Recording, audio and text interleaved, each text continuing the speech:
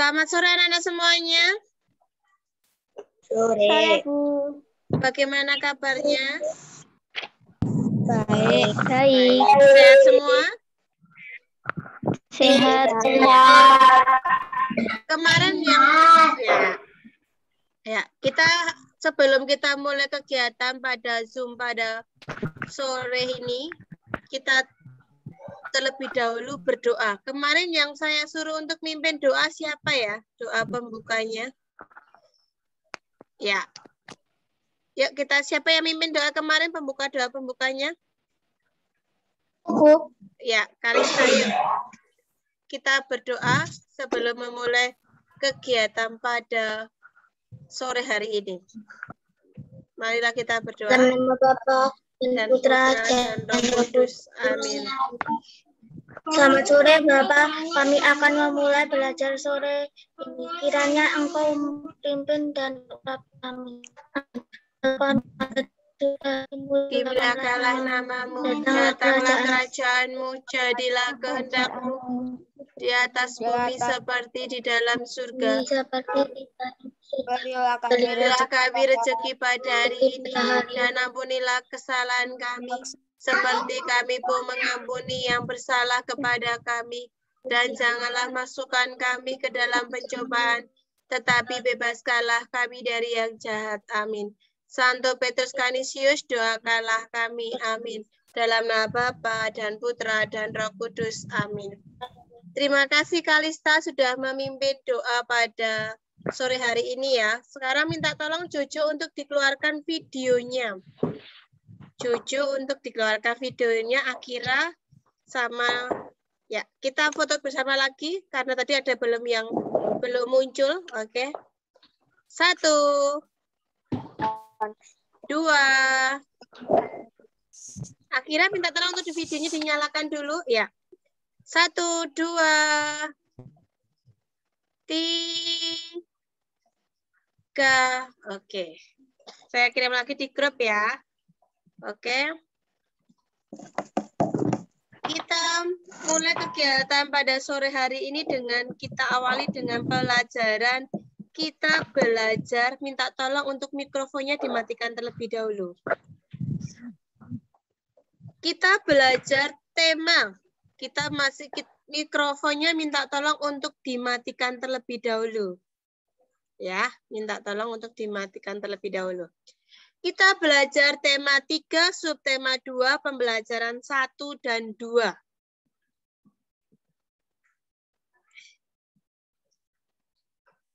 Hari ini kita akan belajar yang pertama bagaimana kita menjelaskan apa itu gangguan pencernaan pada manusia.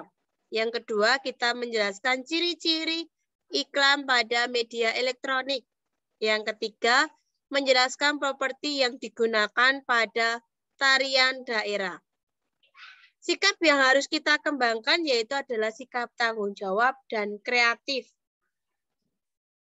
Nah, iklan elektronik. Iklan media elektronik. Iklan itu adalah pemberitahuan kepada masyarakat untuk mengenai barang atau jasa yang dijual. Atau media untuk menawarkan barang atau jasa itu bisa juga disebut dengan iklan. Nah, berdasarkan medianya, iklan digolongkan menjadi 2. Iklan media cetak dan iklan media elektronik. Nah, kalau iklan media cetak, yang dicetak ya, kalau sedang media elektronik yang tidak dicetak. Nah, perbedaan dengan media cetak adalah dengan menyampaikan informasi. Kalau media cetak itu disampaikan dengan tertulis. Sedangkan kalau media elektronik itu disampaikan dalam bentuk elektronik. Contohnya media cetak kemarin apa saja? Iklan yang melalui media cetak itu ada apa saja? Majalah, koran, betul. Apalagi tabloid, ya. Kalau media elektronik kita bisa lewat radio, televisi, ya, komputer dan televisi. Oke, betul Maksi, pintar. Oke, minta tolong lagi mikrofonnya dimatikan lagi. Ya. Minta tolong suaranya Jojo. Minta tolong Mama ini dengar suaranya masuk ke sini ya. Tolong dimatikan terlebih dahulu. Oke, ciri-ciri iklan media elektronik. Ciri-ciri iklan media elektronik yang pertama disampaikan dalam bentuk audio, suara ya, dengan suara. Kalau di media elektronik ada suaranya, ada gambar atau videonya. Nah, kalau dalam iklan media elektronik itu disampaikan dalam waktu yang singkat. Ya, atau kalau kalian lihat di iklan di media televisi, singkat tidak iklannya? Ya, singkat. Nah, menggunakan bahasa yang formal atau non-formal. Bahasanya formal itu bahasa yang resmi. Kalau bahasa yang tidak formal itu adalah bahasa yang tidak resmi. Nah, menggunakan kalimat yang singkat dan padat, tidak bertele-tele, tidak panjang lebar, tidak berputar-putar. Nah, yang penting intinya itu kalimatnya singkat, padat, dan mudah dipahami oleh pembaca. Nah, kemudian menggunakan intonasi yang tepat. Nah, gaya bahasa itu mudah dipahami dan persuasif, yaitu adalah kalimat ajakannya. Kalimat ajakan kemarin ada kata ayo, ada kata mari, ya. Nah, khusus untuk iklan pada media radio itu hanya suara saja ya. Informasi produk yang ditawarkan biasanya disampaikan dengan jelas, cuma suara. Kalau dengan HP atau internet bisa dengan audio, bisa dengan videonya. Nah, terdapat juga musik pengiring yang tepat untuk menciptakan suasana yang mendukung isi iklannya. Nah, ini juga ciri-ciri iklan pada media elektronik tadi bisa berupa efek suara, baik itu tuturan, musik, maupun bunyi-bunyi yang sesuai dengan iklannya. Misalkan iklan kopi ya berarti ada orang yang minum kopi ya, toh, dengan musiknya, dengan gambarnya yang tepat. Kemudian mengandung suara, gambar, dan gerak. Kalau media cetak cuma ada gambar sama tulisan, tetapi kalau media elektronik ada suara, gambar, dan gerak. Kemudian menggunakan kata-kata persuasif, yaitu adalah kalimat ajakan dan informasi, informatif ya. Kemudian menggunakan kata sugesti yang menarik banyak orang untuk membeli barang atau jasanya.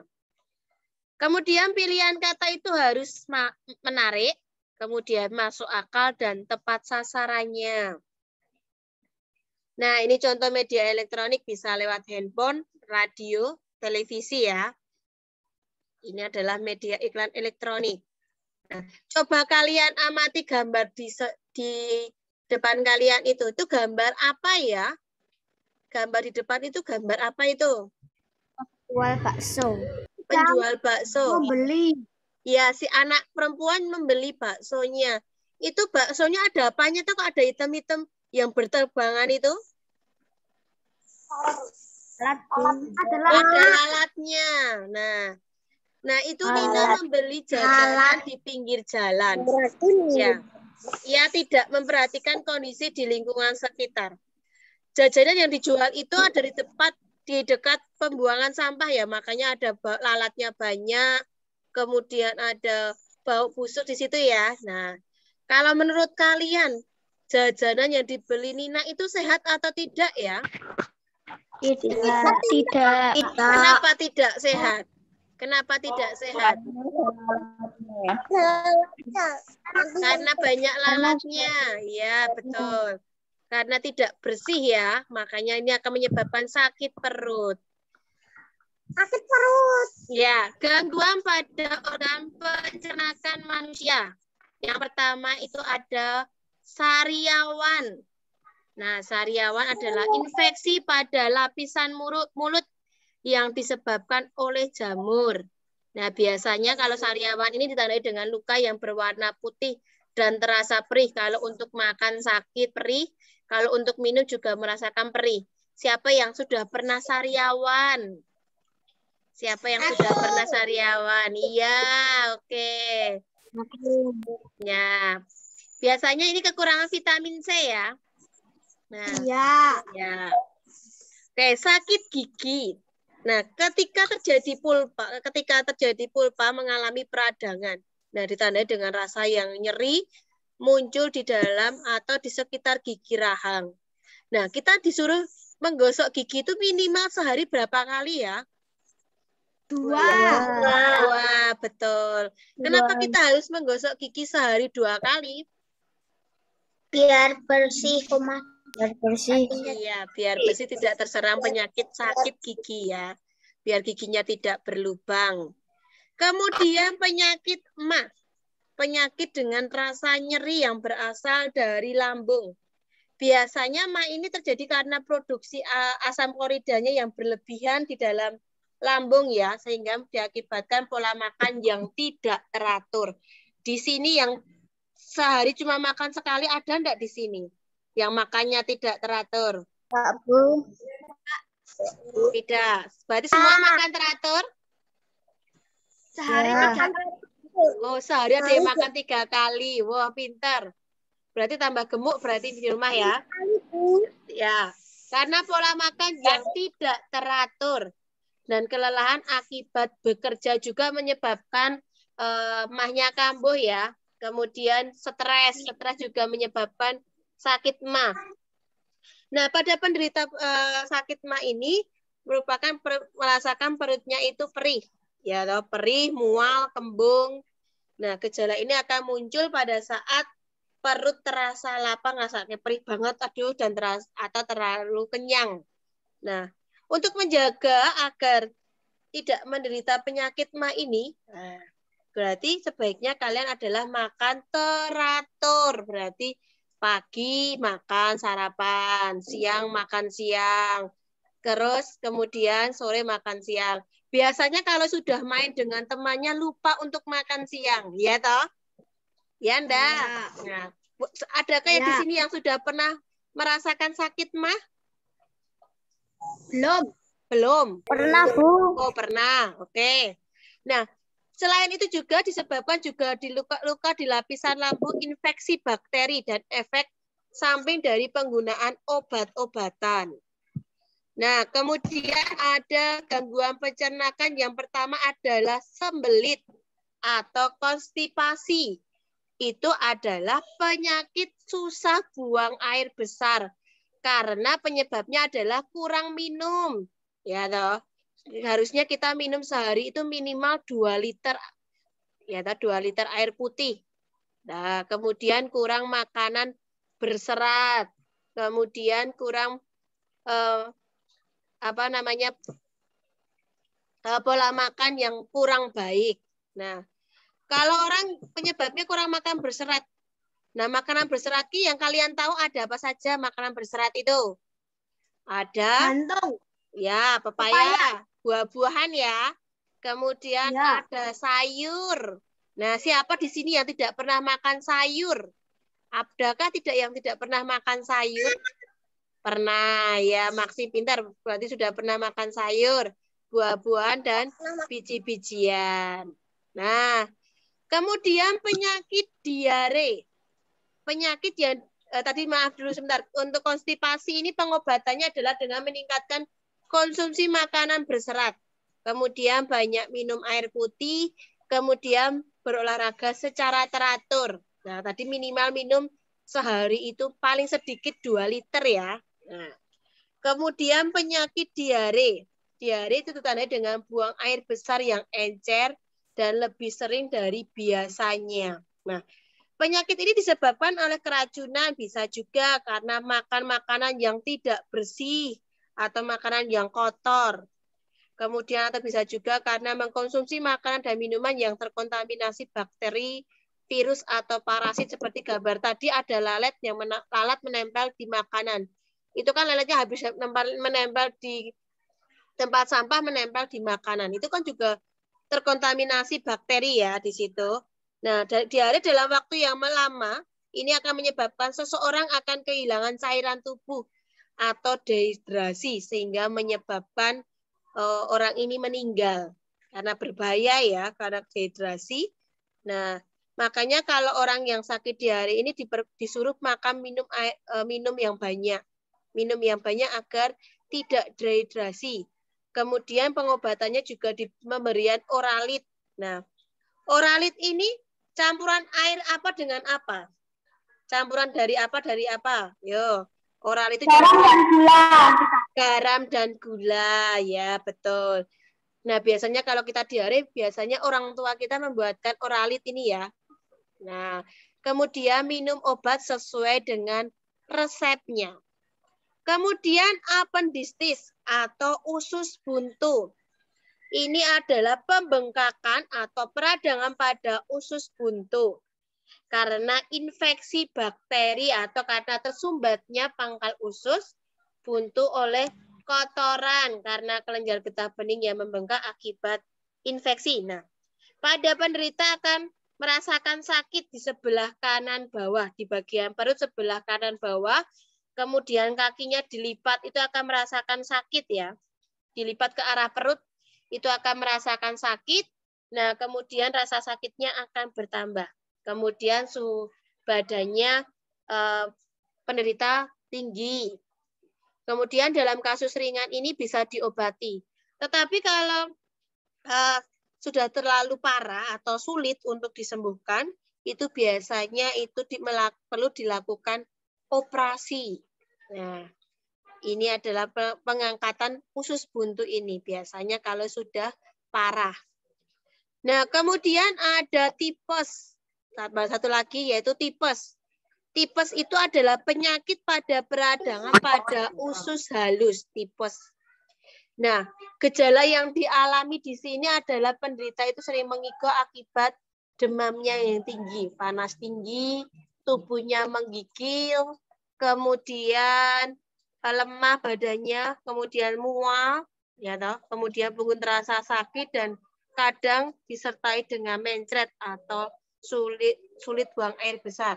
Nah, makanan yang diberikan kepada penderita tipes ini biasanya dikasih makanan yang halus agar mudah dicerna. Di sini ada yang sudah pernah mengalami tipes tidak? Sakit tipes? Tidak, Bu. Tidak. Nah, itu biasanya seperti itu. Kemudian, nah, itulah beberapa penyakit yang menyerang organ pencernaan ya. Nah, oleh karena itu kita perlu menjaga kesehatan organ pencernaan dengan cara apa? Yang kalian tahu bagaimana kita untuk menjaga organ pencernaan yaitu dengan makan makanan yang bergizi. Iya, makan makanan yang bergizi. Membiasakan makan pola makan yang teratur. Ya toh. Kemudian makan dikunyah sampai benar-benar sampai halus baru ditelan ya, bukan baru satu suap langsung ditelan ya. Dikunyah dulu sampai halus kemudian baru ditelan. Kemudian menjaga kebersihan makanan dan alat makannya. Itu sangat penting juga untuk menjaga organ pencernaan. Kemudian di sini ada secara umum penyebab diare tadi. Nah, di sini penyebab diare itu diare yang karena buang air besar yang frekuensinya lebih banyak atau lebih sering ya, sehingga akan bisa menyebabkan orang itu dehidrasi karena kurang banyak minum. Nah, akan bisa menyebabkan kematian karena dehidrasi kekurangan cairan. Nah, secara umum penyebab diare itu ada apa saja? Nah, yang pertama antara lain adalah infeksi virus. Rotavirus adalah penyebab diare pada anak yang akut yang paling sering. Kemudian ada infeksi bakteri dan parasit masuk melalui makanan dan minuman yang terkontaminasi. Kemudian intoleransi makanan yang terjadi sebagian orang yang terhadap gula dan susu sehingga terjadi diare setelah minum susu, biasanya tidak cocok dengan susunya, kemudian diare. Kemudian alergi makanan, biasanya reaktif terhadap obat-obatan. Banyak orang yang menyebabkan diare karena alergi dengan untuk membantu membunuh bakteri baik dan jahat untuk mengganggu keseimbangan bakteri baik dalam usus. Kemudian penyakit usus biasanya menimbulkan diare yang kronis dengan banyak penyebabnya. Kemudian gangguan usus fungsionalnya atau stres. Nah, gejala-gejala penyakit diare tadi sering buang air besar, kemudian kotorannya berbentuk encer atau cair, perut terasa mulas, mual, terkadang disertai dengan ingin muntah. Nah, kita biasanya dengan oralit, cairan larutan garam dengan gula tadi ya. Nah, agar tidak mudah terserang penyakit diare, biasanya kita harus berperilaku menjaga kesehatan. Yang pertama, mencuci tangan sebelum makan. Kemudian, minum air yang sudah dimasak. Membuang air besar membuang air besar atau kecil di WC. Kemudian, membuang sampah pada tempatnya. Kemudian, menutup makanan dan minuman agar terhindar dari lalat, kecoa, tikus, dan hewan penyakit lainnya. Di situ. Nah, gejala diare secara lengkap, tanda gejala diare biasanya disertai penyakit diare, buang air besar encer, dan sering, kram perut, nyeri perut, demam, darah dalam tinja, dan kembung. Nah, jadi mengapa diare tadi sangat berbahaya? Kenapa tadi Bu Lucy bilang? Kenapa diare itu sangat berbahaya? Kenapa diare itu sangat berbahaya? Karena apa? Menyebabkan kematian. Ya, toh? Menyebabkan kematian karena kekurangan apa? Kekurangan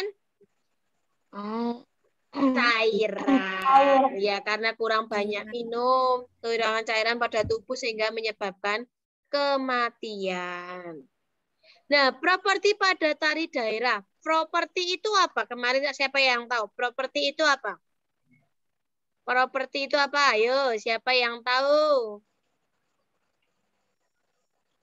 Siapa yang tahu? Apa? Perlengkapan pada tari, betul. Perlengkapan pada tari atau alat yang digunakan sebagai media pementasan tari. Properti ini digunakan untuk menambah keindahan atau estetika di sebuah tari. Ini ada gambar, sebentar kita lihat dulu nih. Ini di gambar yang paling pojok kanan atas itu gambar tarian apa ya? Ada yang tahu? Gambar apa? Tari Reok Ponorogo. Propertinya apa itu gambar itu? Propertinya topeng. Terus bajunya lurek-lurek ya, menandakan ciri khasnya. Ya. Nah, kita lihat di sini. Nama tarian yang pertama adalah tari reok yang berasal dari Ponorogo. Propertinya adalah topeng reoknya. Kemudian tari kuda lumping itu dari Yogyakarta. Propertinya jaranan. Kalau dulu kalian sudah pernah tari jarak kuda lumping diajari Pak Jumar belum? Sudah. Kemudian tari jaipong yaitu berasal dari Karawang. Dia menggunakan properti tariannya adalah selendang. Kemudian tari baksa kembang asal daerahnya dari Banjar. Properti tariannya adalah rangkaian bunga. Kemudian tari serampang 12 itu berasal dari Deli Serdang. Nah, propertinya adalah sapu tangan. Kemudian tari merak itu berasal dari Pasundan. Itu propertinya adalah mahkota. Kemudian tari kancet papatai itu dari Kalimantan. Ya, propertinya adalah mandau, perisai, baju perang. Itu adalah propertinya di situ. Jelas ya? Jelas. Oke. Nah, gambar tarian kita lihat dulu gambar tarian dulu. Yang pertama itu adalah tari kuda lumping dengan menggunakan anyaman berbentuk kuda. Propertinya kuda ya. Sama apa lagi propertinya? Kalian lihat. Ada kuda. Terus ada apa lagi? Busana. Apa? Busana. Iya, busananya. Ada rambutnya itu ya ada ya toh, ciri khasnya, kemudian ada pecut ya toh. Ada aksesorisnya. Kemudian gambar yang kedua itu tarian yang kedua itu.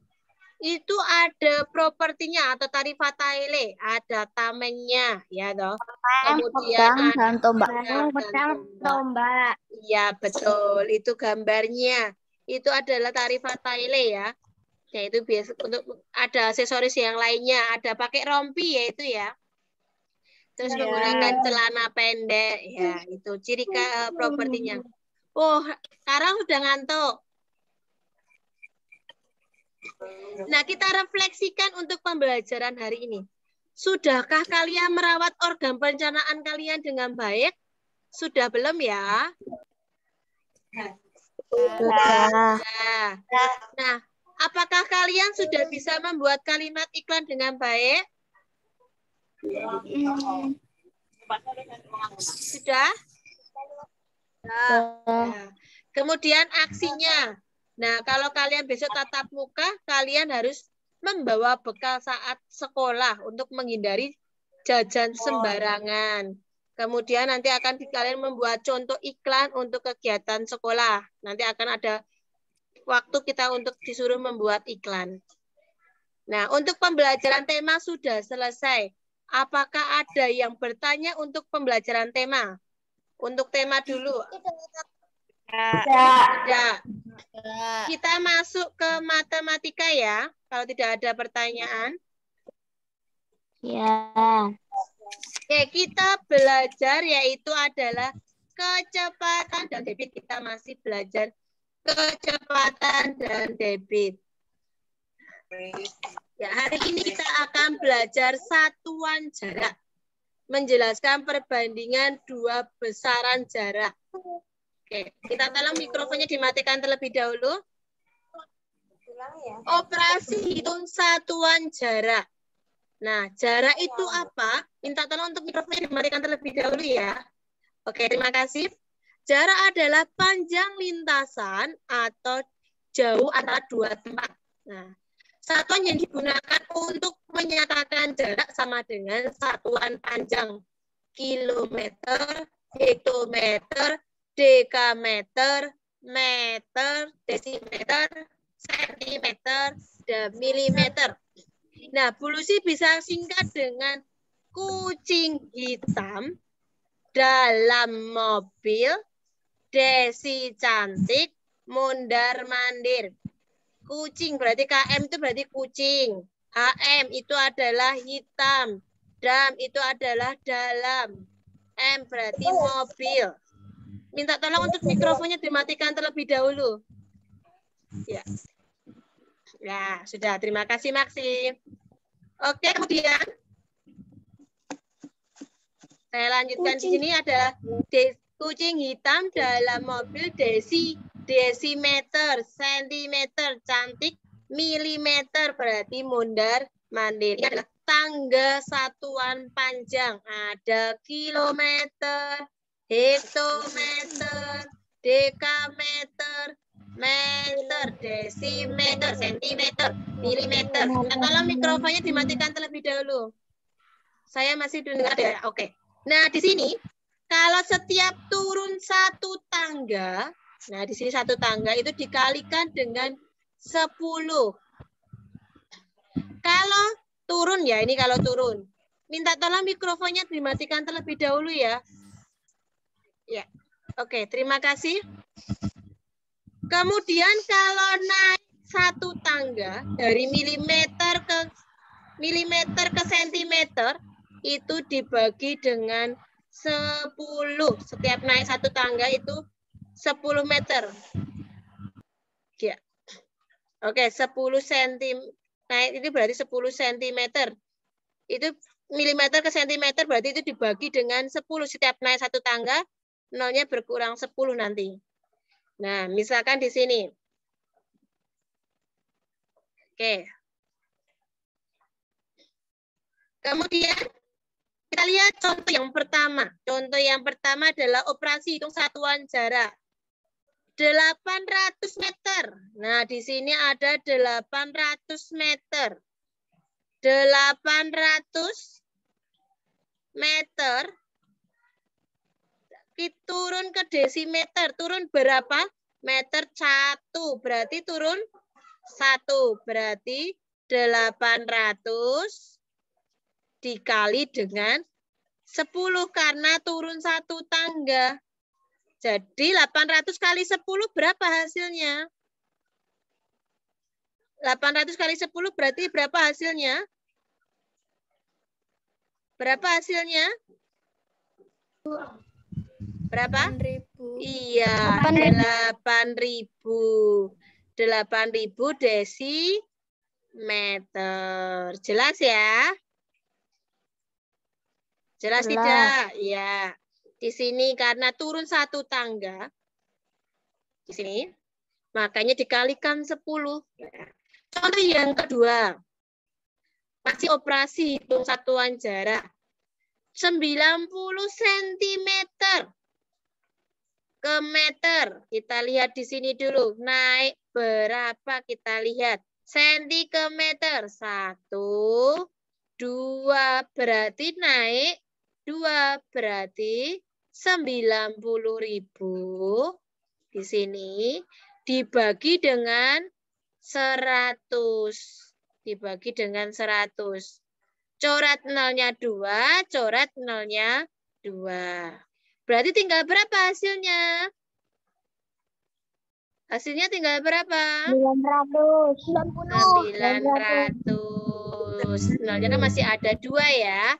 Berarti 900 meter. 900 meter. Oke, nanti kalau waktunya habis, masuk lagi ke Zoom sini lagi ya. Ya. Oke, berarti di sini 90.000 dibagi 100 karena naik 2 tangga di sini. Karena naik 2 tangga, makanya dibagi dengan 100. Oke. Naik 2 tangga, makanya dibagi dengan 100. Berarti hasilnya 900 meter. Berikutnya kita lihat di sini. Masih operasi hitung. Ini ada soal berikut ini. Jarak Puskesmas ke rumah Mita itu 0,5 km. Berapa meter jarak kedua tempat berikut? Nah, kita lihat dari 0,5. 0,5 kita ubah ke pecahan itu berarti 5 per berapa? 5 per berapa, ayo? 5 per berapa? 5 per 10. Dikalikan berapa? Kilometer ke meter turun berapa? 1, 2, 3 ya. Ya toh, turun 3 toh. Berarti dikalikan berapa? 1000. Nolnya tambah 3 naik turun. Jojo jangan dicoret-coret ya, Jo. Ya, Jojo jangan dicoret-coret. Minta tolong. Oke, nolnya coret dengan 1, dicoret dengan 1. Mikrofonnya Abel minta tolong dimatikan terlebih dahulu, Bel. Oke. Nih, berarti di sini tinggal berapa? 5 dikalikan 100 hasilnya berapa? Ayo. 500 dikali 5 dikalikan 100. 500. Iya, 500. Berarti jaraknya adalah 500. Ya, jaraknya adalah 500 di sini. Nah, karena turun 3 tangga berarti dikalikan 1000, ya toh, jadi 500. Jadi jarak rumah Mita adalah 500 meter. Kemudian di sini ada masih operasi hitung. 1.500 meter dikurangi 0,5. Mikrofonnya minta tolong dimatikan terlebih dahulu. Oke? Sudah belum? Oke, minta tolong untuk di mikrofonnya dimatikan dulu. 1.500. Nah, di sini 1.500 meter ke kilometer naik berapa? 1, 2, 3. Berarti dibagi 1000. Berapa hasilnya? Dicoret 02, dicoret nolnya 2. Tinggal 15 per 10. Nah, kalau dibelah dari ke desimal berapa? 1,5. Ya, lah. Nah, kemudian kalau 0,5 km diubah ke 0,5 km tetap sama ya. Berarti dikurangi 0,5. Sekarang mikrofonnya boleh dibuka. Oke. 5 dikurangi 5 berapa? Ayo. 0. 1 dikurangi 0 ada berapa hasilnya? Berarti jawabannya ada berapa? 1 kilometer. Ada 1 kilometer di sini. Nah, di sini ya, karena naiknya tadi 3 tangga, makanya dibagi 1000. Kemudian soal berikutnya, masih operasi hitung. Untuk pergi ke sekolahnya, Dania harus berjalan kaki sejauh 200 meter. Di sini harus berjalan 200 meter. Kemudian dilanjutkan naik angkutan 3 km. Berapa dekameter? Sekarang meter ke dekameter naik berapa? 1. Berarti 200 dibagi 10. Berarti hasilnya berapa? 200 bagi 10. Coret-coret. Berarti 20. Kemudian 3 km diubah ke dekameter. Dikalikan berapa? Kita lihat turun berapa tangga? 1, 2. Berarti dikalikan berapa? 100. Jadi hasilnya berapa? 3 kalikan 100. 300. Berarti kita jumlahkan 300 ditambah 20. Ya, toh? Ditambah. Berarti hasilnya berapa? 300 tambah 20? 120. Betul. Sudah ngerti belum? Ya. Sudah. Berarti gini ya. Nah, hasilnya 320. Nah, tugas kalian hari ini adalah kerjakan dengan caranya. Isilah soal berikut dengan tepat. 15 km ditambah 25 hektometer ada berapa dekameter? 75 km dikurangi 12 hektometer ditambah 150 meter ada berapa dekameter? Kemudian 6,2 km dikurangi 22 hektometer dikurangi 3.750 meter ada berapa meter? Kemudian ayat 2 itu ada berapa jarak tempat Bayu ke papan tulis dalam